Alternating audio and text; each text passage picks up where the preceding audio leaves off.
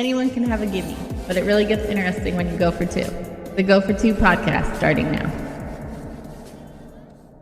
All right. Another week, another round of football talk. This is the Go for Two podcast.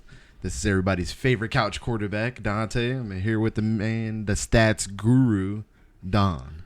And we are back in studio, Middletown, Delaware. Glad to be here today. It's gonna be awesome. This episode, I got a lot to rant about. We are going to hear some things. I know some people are looking forward to what we have to say, especially your take on a couple things, Dante. Yeah. But I want to flash back to our last podcast before we get started. We had a live recording up at the Maroon Hornet Comic and Collectibles in Oxford, Pennsylvania. And what a fun time. It was a great time. I want to thank Randy and Lori for hosting us. Great time. Love their store. People coming in and out throughout the podcast. We saw kids. We saw adults. Business people from the area. We got to meet. Good time. Shout out to John. Yeah, John, appreciate that little conversation we had.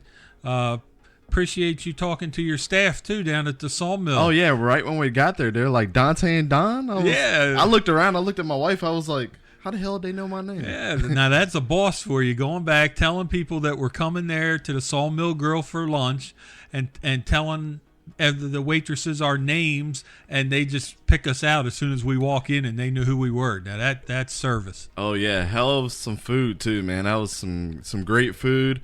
My wife's... her little sandwich there, she was like, wow, this is huge. So she got like a buffalo chicken sandwich, man. They must have found the biggest chicken on their farm to make that sandwich, man. It was pretty good. Everything that we had there was good, man. And I'm excited to go back and try some more. Yeah. Because me and my wife are some food connoisseurs, man, I'll tell you. Yeah, we had a great time up there. I know you were going back up after the podcast to take a look around the comic shop. Yep. We know you're a comic dude, so. Yeah, I bought two comics. I bought the new comic. I actually read it a couple weeks ago, Blade and Wolverine, when they just beat the crap out of each other. So I got that, and then Randy had a little gem in his shop that I couldn't pass up. I got it for a good price. It was one of the Spider-Man comics that Todd McFarlane, the creator of Spawn, when he did his run with the Spider-Man comics. Just the way that he draws everything was just so much different than a lot of other artists. So I had to drop some coins on that one. Oh, okay. So, there you go. Yeah, I had to support the shop too, man. But nice shop. I would definitely probably do all of my comic book shopping from Randy from now on. And then we also went down the street to the little candy store there too. Oh, you right actually made it there? Yeah. Yes. So, Randy showed us those little chocolate covered blueberries. I had to get some of those. They were good, weren't they? Had to get some of those, and then some ginger candies, and my wife got a couple of things. She got some chocolate covered pretzels and stuff like that. So nice little area, man. That was my first time ever in downtown Oxford, and we'll definitely be back. It definitely was felt like home for Heather too. Yeah, it's been a while since I spent some time in downtown Oxford. I stopped there from time to time, but born and raised there, spent practically 30 years down there, and great place, and it's changed a lot too, let me tell you. Yeah, I bet. I know that new I know Randy's shop was new, but that candy shop was pretty new too. So yeah, it was nothing like it. We liked being down there. We dropped some coins downtown Oxford, and ate some good food, got some good snacks, and some good comic books. Rounded out our weekend pretty good. So to go into the football, man, what you got for us today? Oh man, the big topic, the playoff rankings were unveiled. So we're going to take a quick look at the top four, at least to start with. Mm-hmm. If the playoffs started today, these would be your NCAA teams in the tournament. Number one, who you got, Dante? Number one. Absolutely. Number one should be Ohio State. I've been saying it for weeks. Yes. They are the best team, hands down. I know they're playing right now, smashing Maryland. Maryland pretty good. But Chase Young is not playing today with his NCAA violations. Just 1 year too early to do what he was trying to do. So, but still, this shows that even without him, I know Maryland is one of those teams that we watched out for that was like, wow, they looked really good starting out. But Ohio State's just a different animal, and they deserve to be number one. To be honest, the whole rankings for the top 5, I totally agree. This is how I would have ranked them from 1 to 5 as well. So leading into number 2 is a team that me and Don talked about a lot at the beginning of the season, and that's LSU. LSU, Joe Burrow, quarterback. They have been nothing short of remarkable this year. It's going to be interesting to see their matchup today with Alabama. Yeah, I would totally go and I actually watched this last night. Joe Burrow did an interview on ESPN. It was a one-on-one interview. How can you root against the guy? He's and even I saw in the comment section on YouTube, I know they could be pretty brutal, but a lot of Alabama fans are like, man, we're rooting for him. Go Roll Tide, but Joe Burrow is seems like a good young man. Seems like he's got a good head on his shoulders. And I know a lot of the Ohio guys are rooting for Joe Burrow to do good because he was actually behind J.T. Barrett when he was there. So another transfer from Ohio State doing well with another team. Kind of rounded. Excuse me. Number 3, University of Alabama, of course. Now, how much is that going to change with this game today, that 2 and 3 spot? Oh, man. That's going to be a heck of a game. We did put up a poll on our Facebook who was going to win that game, LSU, Alabama. I think last time I checked, we had 6 votes, and it was 3 and 3. So that tells you what kind of game it's going to be. So I know that the Clemson fans and Clemson themselves are a little butthurt about being number 5, but the most important game today is the one that's happening right now. It's Penn State and Minnesota by far. Minnesota is an 8-0 team. PJ Fleck, some of his speeches makes you just want to run through a brick wall. No wonder why they signed him to an extension. But I think when Minnesota wins this game, if they're not cracking the top 5 at least, if they're not cracking the top 5 at least, there's something wrong with that. And right now the score is 24-19. Yeah, Penn State just scored. Yeah. Penn State's coming back, but I knew this would be a close game. The first half wasn't really a good indication on how close this game should have been because Minnesota was just rolling on them. But Penn State really needs to prove. Yeah, they do. Number 17, Minnesota. That ranking is way too low for me. Like I said, I agree with the top 5, but the rest of these rankings were kind of ridiculous in my opinion. So, and with that being said, Penn State is number 4 in the rankings. So yeah, if that was the final seeding as of today, they would be your teams. And then number 5 is Clemson. Yep, there they are. They snuck in at number 5. I wonder how you feel about that before I get started here because, I mean, I got a full tank of gas getting ready to rip them apart. So I think they're still riding the coattails of last year. I think they have a lot of respect from what they did last year. Yes, they're 9-0, but they have not been the same team as they were last year. The expectations on where they should be this year have not been met. I don't want to say they're a pretender because they are 9-0, but they're definitely not the contender we expected. No, I mean, I agree that they are a very good team. But I think a lot of these announcers and even Clemson fans themselves are mad because they didn't crack the top 4 because they were the national champions from before. Right. Dabo Swinney's 64-4 is his tenure at Clemson. I get it. I get it all day, but I don't agree that they should be in the top 4. Like, Penn State's resume is better. Alabama plays in the SEC, so does LSU. And Ohio State has been the best team on both sides of the ball collectively all season. So it's kind of hard to argue that Ohio State shouldn't be number 1, even though I didn't think they would have had that good of a year. But I know you did. You had them in the Big Ten championship this year. So with that being said, Clemson, I don't think you guys deserve to be in the top 4. 5 is exactly where you need to be. To me, bringing in the national champions from last year, that's all good and dandy that, people are giving you that respect. But that happened in week 1. week 1, wherever the rankings were based off of what you did last year. As soon as that ball was snapped and that kickoff went, all that stuff went out the window. I agree. So I don't care. I don't care about your previous record before. I don't care that you guys were the national champions. What have you done for me lately? And the North Carolina game was a big indication of why you guys should not be in the top 4. North Carolina is not ranked. I think they've only won 4 or 5 games this year. I know Mac Brown is their coach now, legendary coach from Texas. But you guys almost slipped up and let them come back and beat you guys in a close game. So, no, I don't deserve you. You should be top 4. The rest of and you shouldn't freak out either, because LSU and Alabama, everybody knows one of them teams are going to lose today. Yep. Penn State has a lot riding on their shoulders. They could lose at any moment. So, potentially, you're going to move up regardless if Alabama or LSU loses. And if Penn State loses, you could potentially be the number 3 team. So you can move up 2 spots. So next week could look a lot different. And I think number 1 is still going to be Ohio State.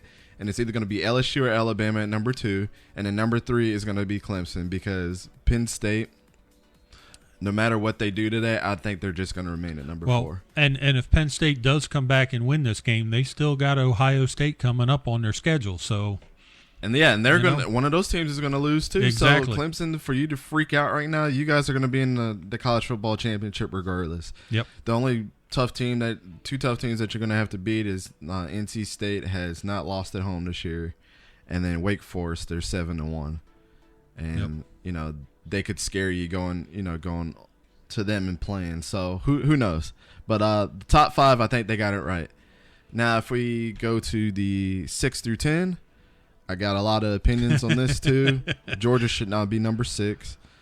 Oregon's in a really good spot. Utah should not be number 8. Oklahoma, that's debatable. I think they should be either 9 through 12. I think they should be 11. And then Florida, 2-loss team is getting too much respect to be at number 10. This is all bias is taken aside. I call ball a strike. Absolutely. You look down that ranking, and you see other teams with perfect records, 1 loss, other 2-loss teams. Why is Florida at number 10? Yep. I definitely don't even think that Georgia and Utah should even be in the top 15, if you want my honest opinion. And that goes along with University of Florida and Auburn. The 2-loss teams that are 10 and 11 respectively doesn't make sense to me. Baylor, number 12. I don't know. They're having a nice season. They're getting a little bit of respect based on their record. Now they maybe shouldn't be that high. Maybe we're looking in the teens, but I do think they're getting a little respect. Yeah, 13 to 15 is kind of interesting too. I think Michigan, out of all these teams, is kind of in a weird position too, but I think 14 is perfect for them. Wisconsin, I do not even think they should even be cracking the top 20. Maybe 25 through 21 they should be in. Notre Dame is another interesting one. I don't know. Okay, so granted, they lost 2 games, but look at the 2 teams that they lost against. So why are they, and after they've been playing really good this year, why are they not 10 or 11? Well, I don't understand why Florida and Auburn are. And we all know the answer to that is because they play in the SEC conference. Strength of schedule. Yep, absolutely. Kansas State, wow, seeing them in top 16 is kind of interesting too. But hey, a respectable win over Oklahoma. It's hard to argue why they're that's there. true. They played their hearts out on that game. Minnesota, this is the team that is it's a head scratcher why they're at 17. But if they don't even jump in the top 10 after they win against Penn State today, which is my upset pick, something's wrong with the college football committee. Iowa at number 18. Wake Forest, number 19. I think that's a little bit too high for them. Just a bit. But I agree. I don't disagree. Cincinnati, the only loss that they had was against Ohio State. They're 7-1, so they're sitting there at 20. Memphis, another really good team. Memphis is looking good. They came off the win against SMU last week, right? That was a heck of a game. That was really an enjoyable game to watch. Yeah. And it's good to see these smaller Division I schools get the spotlight. Boise State still riding high up there on 7-1. I think they are still getting the I don't know if it's because they play on the East Coast, but they're still getting the shaft, man. I don't understand. They're a really good team. Oklahoma State, another good team that's won a lot of close games, but also lost a lot of close games this year. Our only 3-loss team in the top 25. And then we go over to one of the independent schools. I think Navy is an independent school. Yeah, Navy's at 24. Then SMU still riding high at 25 at 8-1. So, man, oh man, this is a indecisive top 25 to me. But I think the only ones that really matter is those top 5. So. Yep. But also, I think 6 through 10 is very important because if one of these teams loses, somebody's got to move up. Oregon, I think Penn State will lose against Ohio State. So this is if we had a prediction time right now. My top 4, I think at the end of the season it's going to be Ohio State's still going to be number 1. Actually, I take that back. I think LSU is going to be number 1. If they beat Alabama today, I don't think that Ohio State's going to have enough metal to even knock them off. LSU is going to be number 1. Ohio State's going to be at number 2 if they continue to win. Clemson is going to be number 3. And my number 4 team that's going to make the playoff this year might surprise a lot of people, but I think it's going to be the Oregon Ducks that are going to sneak in there at number 4. Okay. I like it. Yep. People, write this down. Yep. So LSU, Ohio State, Clemson, and Oregon. All right. What you got going on over there? Man, I don't know for my number 4, but I'll agree with the rest because I'm hoping for an LSU win as well. Mm-hmm. And I think when they do, I agree Ohio State's not going to be able to recover and go back ahead of them. If I could throw this out there, I think if Minnesota wins the rest of their games and they go undefeated, I think Oregon's one loss is going to be hard to argue against a Minnesota team winning the Big Ten this year.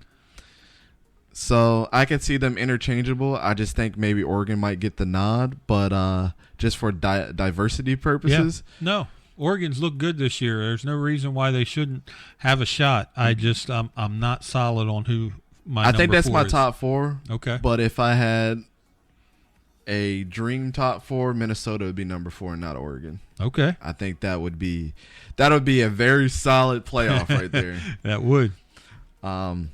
So yeah, that's just rounding out the NCAA, man. Clemson, you'll get your time. Just win the rest of your games this year. That's and it. You guys have the easiest schedule out of all 4 of these teams.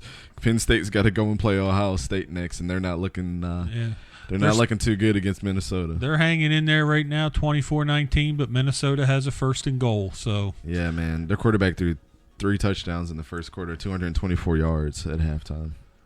All right, let's turn our attention to individual players, and let's start at number 7 on the Heisman watch, and we'll work our way up because the lower ones we haven't quite gone down that far before. Right. So let's start down there and work our way up and get your impressions.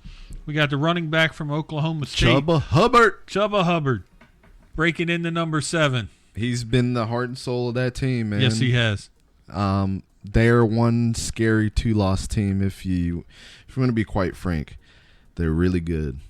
They're really good to be a 2-loss team. So yeah. And then my boy, there he Justin is. Herbert, man, quarterback of Oregon, cracks the number 6 spot. I've been saying that he's going to be one of those probably dark horse quarterbacks going into the draft next year. Oh boy. Another one. Yeah. He's got a good resume, man. I think he's got the size. He's got the intangibles. He's got the vision to be a good NFL quarterback, and I like what Oregon's doing. But at number 5, man, again, I'm going to say it again. I wish that Florida State could have got this guy, Justin Fields, man. He's awesome. Can't really complain that he's at number 5, but I think he should be higher. Yeah. I think playing time maybe – I don't know. I don't know what their restriction is on him because I see him in the top 3. Well, because they take him out every game in the fourth quarter when they're smashing teams and try to. I mean, it's good for him. Right. It's good to preserve him instead of just trying to get him to pad the stats. But hey, I always think about like the what if, the dark void of him not playing a full game. Right. Jalen Hurts at number 4. I think he should be higher too. as much as what he did against the Kansas State game, why? I mean, I understand the Heisman has a lot to do with wins and losses and stats collectively, but I don't think that Tua should be number 3 after missing games. Like, I don't know. Chase Young, this is another one that I don't understand. Yeah. I don't. I mean, maybe I haven't watched enough Ohio State highlights or games, but I don't know. It's hard to say that. Even they're saying that he should be number 1 over Joe Burrow. Man, Joe Burrow's been awesome. Yeah. It's hard to not say that he's number 1. But if I had to say my top 3, man, it'd be Joe Burrow at number 1. I'd still keep Jalen Hurts at number 2. And I'd say Justin Fields is number 3. I think that's your top 3 Heisman watch right there. Yeah, that's hard to argue with. I like that. Yep. Okay, as I'm going to borrow one of your phrases here, Dante, the elephant in the room. The elephant in the room. Yep, it's time. Florida State fired Willie Taggart. Temporary head coach is a former player and a former temporary coach as well. I hate predicting things. Well, I want to throw this at you because there's a lot of talk on the internet. Who's going to be their next coach? The hot rumor to start with, they were looking to get Bob Stoops. Yeah, Bob Stoops would have been awesome. I know we were talking about PJ Fleck, who is now Minnesota's coach. Right. But after the Willie Taggart firing, they came in with the hot offer for him to keep him on the team, which is very smart because I know Florida State would have been gunning for him really fast. You know, good on PJ Fleck for bringing Minnesota back to up in the ranks because they were not that great of a team before he got there. I know we got Bob Stoops, though, so I don't think – so a couple things about Bob Stoops. His son currently plays for Oklahoma. I think he's a wide receiver there. He's still close to home. He's going to be Dallas's coach for the XFL. I think that he has like some market share ownership with the team as well. And the way that the XFL season works is kind of opposite than the NFL and college anyway. So he possibly could coach both ways. Now let's think about it. He's not going to go coach at Florida Atlantic University. It's not happening. Right. It's too low on the prestige list for the school. Exactly. But I don't see why he would come back in the position that he's in. He's got a 180 and I think it's 190 and 48 record or something like that. It was something ridiculous. His record as a coach. But I think, as prestigious as a school as Florida State is, he would make a good fit. I think he would carry out. I think the respect of Bobby Bowden is there for him. His record was 190 and 48, so he was about 800 as a coach. Well, that's definitely one direction that a lot of people have been saying they need to get somebody in there with a track record, somebody experienced, somebody well respected. So that definitely fits the bill. I mean, his brother used to be our defensive coordinator in the early 2000s, Mike Stoops, who's I think he's Kentucky's head coach right now.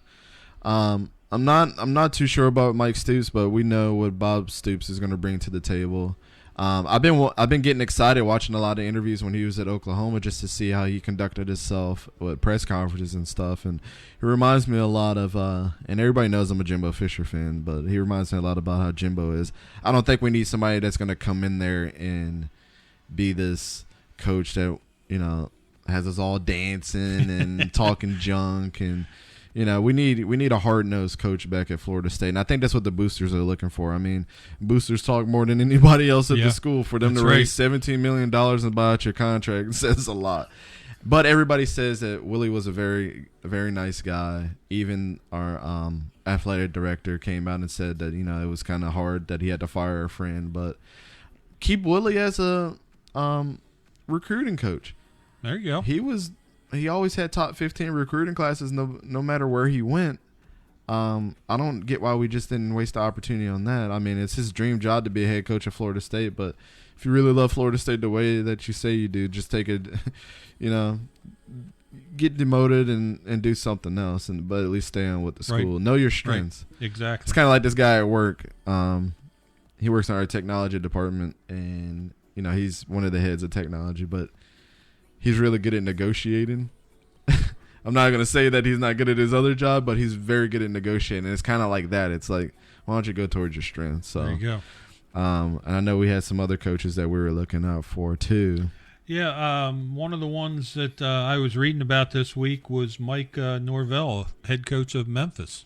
Mm-hmm. Yeah, he's doing amazing things at Memphis too. But I think I'm not opposed to it, but I think we need to take our time. I don't think with the way that Jimbo left, with the way that things didn't get better when Willie was there, I don't think they're expecting somebody to take several years to turn this around. It needs to be an immediate impact. Right. With that being said, I know the media has been talking a lot about Deion Sanders. Yes, that was the next Primetime. Primetime in Florida State. And with that, I was very skeptical of, but then I started to think about it, and I started to read a lot more people reading articles and watching more interviews. Rich Eisen made a very good point.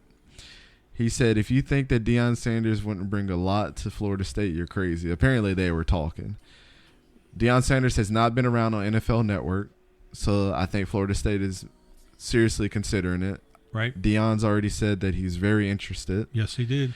Imagine the assistant coaches that he would bring along with him. Imagine the hype that he'd bring back to Florida State. Imagine the press conferences every game when they win. Imagine the recruiting to get players to play there. It would be hard for a parent to say if Deion Sanders is in their living room, it would be hard to tell their kid no. Yeah. Deion's been a proven winner. Yep. He's one of Florida State's best, if not the best player to ever come out of Florida State in any sport. And probably one of the best football players to ever live. He has to be up there in the top 25. I mean, which are Lawrence Taylors, or Joe Montana's, all those guys. Let's think about the best players that ever played the game. So, I don't. As far as his head coaching prowess, we don't know because he's the offensive coordinator at Texas Trinity. I think is where his son plays quarterback at. He's the offensive coordinator there. They've won 2 national championships. Apparently, his son is like a really good quarterback. Bring him along. Oh yeah, how about that? So I don't know. There's a lot more positives, people, than when you really think about it. I know he doesn't have the head coaching background, right? But will he really need to? Maybe he's just going to be that motivational coach that's going to bring everybody else along. I say we need to clear house. Nothing against Kendall Briles and the rest of the coaches that we have there. Keep Odell Higgins in there since he's been with us forever. He's been a defensive assistant since Bobby Bowden was there. You keep the guys that are going to keep the motivation going, and you get rid of the guys that are new. I think it's nothing against them. We need a whole culture change at this point in time, and Deion's going to bring that. I'd say why not? At this point in time, we have nothing to lose. But for attendance to be down by 17,000 for Florida State. Wow. Yeah, that tells you something right there. Boosters can't be happy with that. No, of course not. So the school needs the money. I mean, we still have bleacher seats at Doe Campbell Stadium, which is kind of ridiculous. So if they can raise $17 million, we need to fix up the stadium and get a football-only facility because that's really what's making the school money at the end of the day. And I think now they're realizing that, especially you don't know how bad things are unless the going gets tough. So I'm not opposed to it, Don.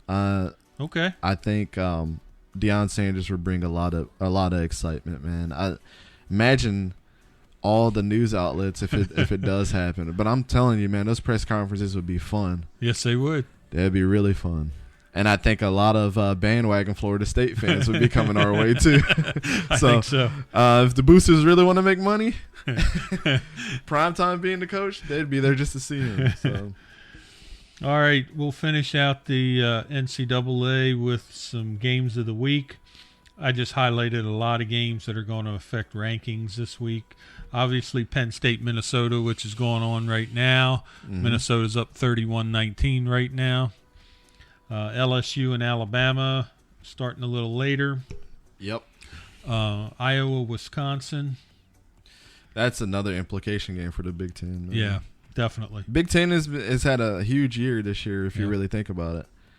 I feel like everybody's talked about the Big Ten more than any other conference this year. Nobody really worries about the SEC right now. Right. It's just everybody was waiting for this moment, right. LSU and Alabama. Exactly.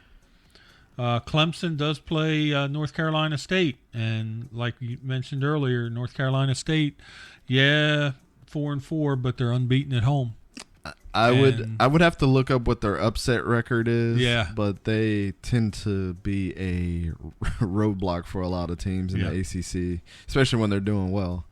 They just come out and just upset teams. So. And then Wyoming and Boise State. Mm-hmm. With the upset alerts you already mentioned, you have Minnesota taking down Penn State, which is happening right now. Yep.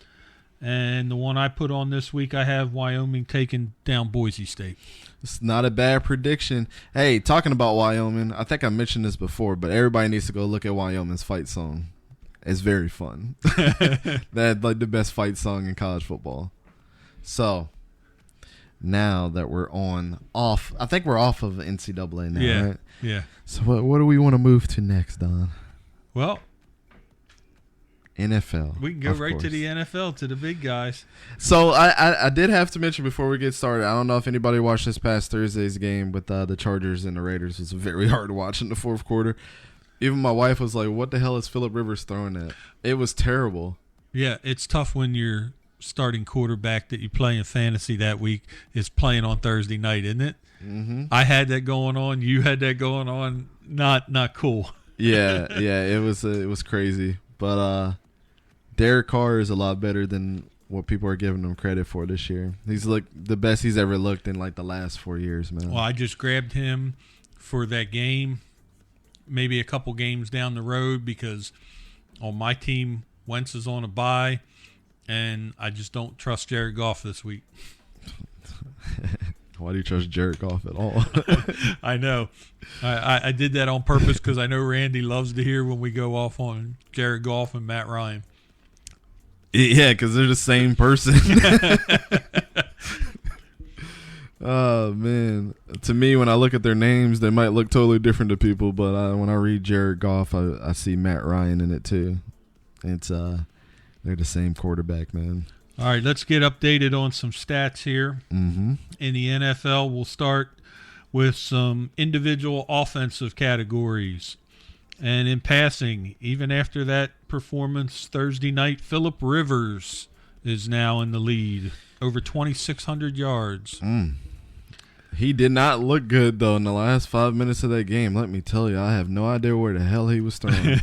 He looked lost, man. He thought about Sam Darnold was talking about he was seeing ghosts. I don't know what the hell was going on. Well, I am tracking the second place just to see how far behind, and just less than 100 yards behind is Tom Brady. You got the goat on your tail, man. Yeah. See that? I mean, people say that he's taking a step back this year because of his defense, and they're making him look good, but whatever, man. Rushing right now with 894 yards, Dalvin Cook. And Rob has both of the top two running backs on his team. I know. Is that disgusting? Oh, Christian God. McCaffrey at 881 right behind him in second. Now, imagine that, people. You have both running backs on your fantasy team. Is that not fair or what? Well, he took the gamble, man. I mean, who knew that Christian McCaffrey's junior year, so be it, in the NFL was going to be so good, but also if Dalvin Cook was going to be healthy, he really flipped the coin on that one and got lucky. Yeah. Now he's got respectively the number 1 and number 2 running backs. We knew they both had potential, and I loved both of them in college, and I knew that would translate well. Always was the Christian McCaffrey looks a lot bigger this year too. I'm like, that dude was in the weight room a lot. I know he likes to play piano, but those piano keys are pretty heavy this year. Receiving, Michael Thomas at 875. And then look who's sneaking in at number 2. I know. After Chris Godwin was having a crazy year. Godwin started off, and now Evans at 842. You're kidding me. Yeah. Who's throwing him the ball? Jameis Winston. Another one that Rob has that nobody thought that was going to be doing this well. Oh, man. Total yards per game on a team. Dallas Cowboys are still in the lead with 436 yards of offense per game. Yeah. that tells you that they should be a better team than they are. Thank you, Zeke. Thank you, offensive line. Offensive line. It kind of reminds you a little bit of Clemson here, you know. But, I mean, they have, like, Randall Cobb and Amari Cooper who are blocking wide receivers, too. Like, they're complete. Like, I mean, it's hard. it's hard to say that Zeke's not going to do well when you have everybody blocking on your team. That's it. Passing yards per game. This is going to be a head-scratcher for you, Dante. 316 yards per game, the Atlanta Falcons. The 1-7 Atlanta Falcons. Yeah, they don't have Mohamed Sanu anymore, but hey, it's good for me though because I got, what's his name, Julio Jones on my team. Yes, you do. There you go. But I mean, it's Matt Ryan too. He'll throw for a bunch of yards. I'm surprised that the Lions are not. Yeah, Stafford throws like 400 yards a game. I know. Rushing yards per game, no surprise here when you got Ingram, when you got Jackson. Baltimore Ravens, 204 yards a game. Yeah, man. And those guys are having fun. Yes, they are. Big win with the Patriots. Oh, man. I had that upset last week. I love it. I love it. Yep. On defense, yards per game given up. The stingy team, the San Francisco 49ers. Aren't they the only undefeated team right Only now? Undefeated team. 241 yards a game, man. That is so weird seeing them undefeated. Man. I mean, who would have thought that they would be the team that we're looking at 8-0. We definitely looked for an improvement this year. We like their office. We like their coaches. We like everything about them. But GM is my favorite player of all time. There you John go. Lynch. Exactly. But 8-0, no, didn't expect that. I didn't expect it either. Total sacks. Carolina Panthers with 34 sacks. I've had their defense all year on my fantasy team, and I just see them doing well like every single game. There you go. So it doesn't surprise me there. And then total turnovers, New England Patriots, 17. They have had a good defense this year. Didn't have an answer for Lamar Jackson, but they've had a good defense. And McCourty's out here getting like one interception a game. Like, my man is getting up there in age. You're jumping ahead of me, man. In individual and interceptions, Devin McCourty, the safety, 5 interceptions. He leads the league. Yeah, like every other game he gets an interception, and they're always an important one too. Yeah. Sacks individual, Shaq Barrett, Tampa Bay, 10.5 sacks. 10.5 at the midpoint. And he plays for the Buccaneers. Yeah, right? Linebacker. Yeah, I see a lot of people talking about him this year, and yeah, he had a crazy like first 4 or 5 games. Like he was getting like 2 sacks a game or something ridiculous. So. And then tackles, Blake Martinez from Green Bay, the linebacker with 95 tackles. So there's your defensive stars. Couple games to watch this week. 49ers versus Seahawks. That is a very important game. Very important game, man. I put that one on top. I love it. When Nick Bosa figure out that Russell Wilson is the real deal. Can you tackle him? Yeah. Nick Bosa's been awesome this year, by the way. He has. Him and his brother are 2 weird dudes, but they're good linebackers, man. Definitely. I had to put this one on because, well, it's just going to be an interesting game. Put it that way. Cowboys-Vikings. Yeah. Who's going to try to take control in their division to contend for their division championship?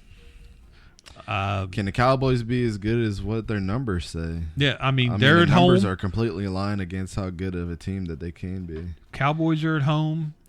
They're playing the Vikings. They got good running backs on both teams. There's a lot of things that are the same with these guys. It's going to be an interesting game. Mm-hmm. Another one that I really like. I want to see the Packers and the Panthers. Me too. Packers just came off that loss last week. Yeah, Packers are reeling a little bit. They've had a great year. Aaron Rodgers has looked good. But Panthers, is Kyle Allen going to bounce back?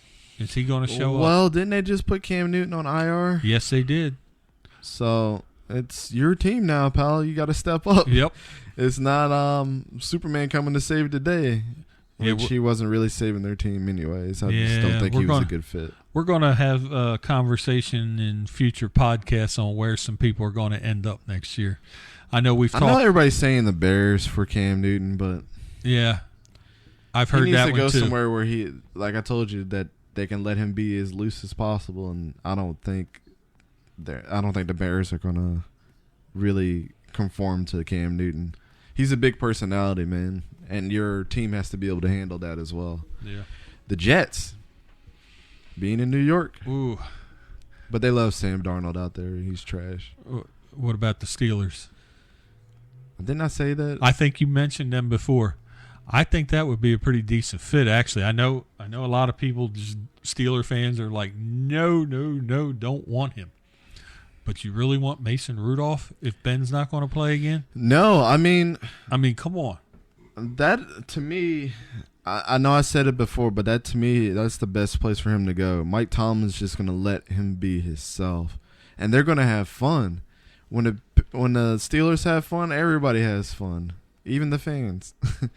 I know they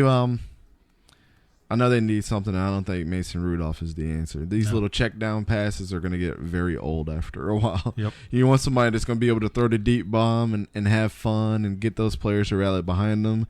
I think that'll happen if they get Cam Newton. So don't be surprised if they do pick him up. I think that's the best fit for him. I don't know what other team is just going to let him be himself. And then even if he's behind Ben or something for, a couple of games at the beginning of the season, just having that. I know not a lot of people are big Ben Roethlisberger fans, and neither am I. But when he's a good teammate, he's a really good teammate to people. And I think just with his experience might be able to help Cam Newton, calm down a little bit. Yeah. To know that he's not the number one guy for a little bit, and then, take the mantle. Just a little update here. SMU is winning a very close game. ECU came back 45-44. Oh, man. I tell you, SMU has been putting up some great numbers, high-scoring games, close games. And then you go to the total opposite. TCU is on top of number 11 field Baylor goal game there, right there, 9-6. So we got a couple close games that look pretty interesting. 5 more minutes left, and TCU has the ball. Yeah, and they're on Baylor's 39. So looks like if they kick another field goal or if they score a touchdown, it's pretty much over. And with 2.5 minutes to go, I'm seeing Florida State and Boston College tied 24-24. As much as I want us to win the game, I hope we lose. Randy, you didn't hear that. Nah, I know, man. It's a tough season for you guys, man. I don't even want us to go to the bowl game because I know whatever team that we play in the bowl game is going to smash us. So it's like just save it for us. I hope South Alabama State beats us and to show us how bad that we really can be. Oh, man. Knock us down a peg. Yeah, I don't know, man. All right, now got a couple interesting topics here to finish up this podcast in the NFL. I've got MVP and Rookie of the Year possibilities. I want to get your opinion on whether they should stay on this top 10 list or whether I should take them off. Okay. I've read a couple different articles. I did read some Vegas odds on where they are too. So it's a combination list of both things. Kind of just back and forth on there. Won't necessarily hit them in order, but did mention Aaron Rodgers earlier, having a really good season. Do you think he should be in the top 10 consideration? That's hard to say, man. But do we really know the criteria for the MVP? Do we really know what really that means? Because is it going to be considered by wins, or is it really the most valuable player on that team? Right. I think last year the Heisman got it right because Kyler Murray was the best player for his team, which he should have been the Heisman winner. Right.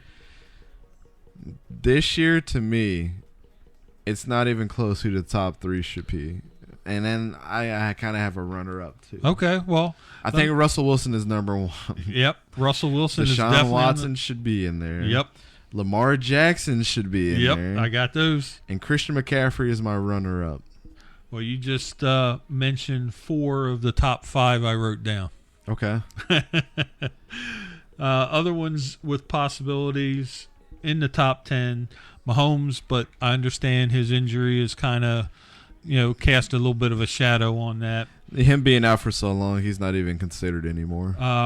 Khalil Mack, quietly having a pretty good year. Mm-hmm. You don't hear his name as much as you have in the past, but he's there. Shaq Barrett, we talked about earlier from Tampa Bay. Yep, but it's hard to win MVP as a defensive guy in the NFL, unfortunately. True. And then you got Tom Brady, of course. You can't make a list without putting Tom Brady on it. Yep. And then Alvin Kamara. Alvin Kamara, when he's been in the game, has been a total game changer, man. And then I know you got some Rookie of the Year candidates as well. Rookie of the Year. Yeah, this list, couple names on here that I don't think should be on here. I know one person that should be in the lead by far. Well, the number one overall I read on 2 different sites has Kyler Murray. Mm-mm. So I did put him at the top of the list. He played Thursday night. His name is Josh Jacobs. Josh Jacobs I have on. He should be the clear favorite for Rookie of the Year up to this point. There you go. Well, and I almost drafted him on my fantasy team. It was just something about him that I liked from his combine and everything. I'm like, man, Josh Jacobs, he reminds me a lot of Saquon Barkley a little bit. Okay. I know you got Dwayne Haskins on there. Yeah, I just shake my head when I saw that one in mention. Why? Yeah. He hadn't even played enough games to be considered. When Kyler and Josh have played every single game as a starter. How about Marquise Hollywood Brown? From the Ravens? Yes. Yeah, he's had a pretty good season. He's had a pretty good. I was pretty happy to see this guy on the list, but I don't see him getting close to it. But Mecole Hardman. Yeah, he's pretty good, man. But I don't think he's getting enough touches to even be considered. David Montgomery. That's interesting. Yeah. A.J. Brown. A.J. Brown, that's interesting too. Okay. I just don't think those players should be considered anywhere near a Rookie of the Year. DK Metcalf from Seattle. He's had a pretty good year. Been decent. But Tyler Lockett has been amazing, he dude. has been lately. Holy crap.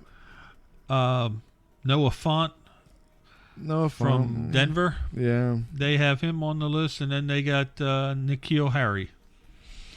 I'm not sold on about 3 or 4 of these names that made the top 10, but the other ones have had decent years to good years. A couple of them definitely belong in the top 2 or 3. Yeah, I can honestly say that Kyler, Josh Jacobs, Marquise Brown, Hollywood Brown, Mecole Hardman, I can see him in there. DK Metcalf. Those are the only names that I could see even considered, but it's not even close between Kyler and Josh Jacobs, though. Maybe Marquise Brown as a runner-up, but it's not even close. Like, those are the 3 that really should be considered. Josh Jacobs, though, he's on another level, man. He's a very good running back. He deserves a lot of praise for a lot of that success that the Raiders are feeling right now. Yeah, this is true. Our boy Mike Mayock is turning that ship around up there, dude. I know. They're looking good. That was a heck of a game. Now, granted, Phillip Rivers was giving them gifts all night, but they looked terrible, man. They did all right, man. Yeah. So that's gonna wrap it up here on this week's episode, man. We're about. Dang, we always cut close on the 50-minute mark. We're here at 48 minutes. Man, we don't even plan it, It's just it just happens that way. I don't even look until the end just to make sure that I look halfway through, but then I look at the end to see where we're at after we talk about all our topics. But right. Hey, man, this is going to be an interesting week for football. A lot of implications on both sides. Actually, like the very first week where there's a lot of implications for the rest of the season. But Minnesota is up 31-19 in the fourth quarter with 5 minutes to go. Let's check on another score here. Baylor's got the ball back with 53 seconds. Ooh. They're on TCU's 27, so it looks like they might kick a field goal. Yeah. They still got 10 minutes in the SMU game. But wow. And Maryland fans, you have no hope this week. You're down 52-7 with 11 minutes to go against the number 1 team. Yeah. Yep. But yeah, man, it's gonna be fun. 3:30 Eastern time is that Alabama game. Can't wait for that game either. Florida State 31-24 with 1:48 to go. Look at that. There we go. I mean, if they win, they win, but it's like, whatever. I'm already checked out for the season, everybody. Nah, don't do that. We value your opinion, good or bad. We just, we definitely like to hear it. I'm just a realist. I know. There's nothing that's, even a bowl game can't save us at this point. I tell you, it was a great conversation last podcast with you and Randy going over Florida State and Jacksonville, his two teams. You like both teams. Yeah. Great conversation. Oh, we forgot to man. mention Nick Foles is back this week, guys. Yeah. Calais Campbell did come out and say that he believes if he didn't get hurt that Nick Foles would have been a front runner for the MVP right now. Ooh. It's amazing how people like him no matter where he plays.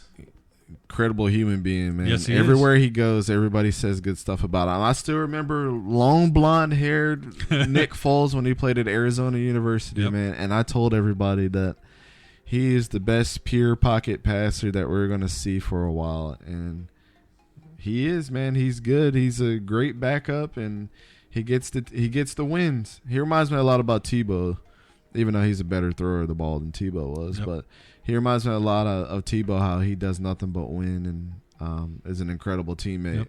So, with that being said, guys, it is never a gimme. You No, always go for two, man. Always. Great to be back on again this week, Dante. Yep. And we will see you guys for episode 12 in about 2 weeks. There you go. Go Gophers. Thank you for listening to this week's episode of the Go for Two podcast. Please follow us on Instagram and Facebook at the Go for Two podcast. Also, if you liked what you heard and don't want to miss an episode, please follow us on iTunes.